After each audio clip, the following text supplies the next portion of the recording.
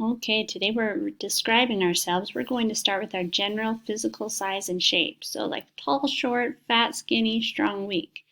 Okay, so I'm describing myself. I would say soy baja, soy más o menos flaca, no soy muy fuerte, y no soy débil.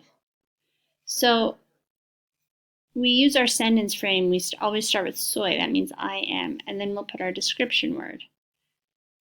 Remember our description word, like the short, it can change if you're a boy or a girl. I'm a girl, so I say baja, but if you're a short boy, you'll say bajo.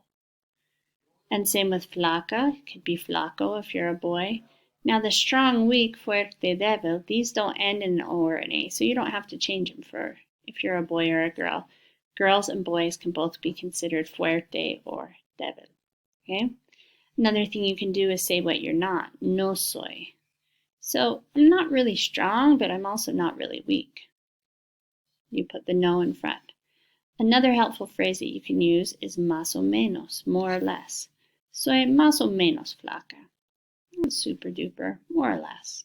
That works well with heights too. Some people, I'm not really tall, I'm not really short.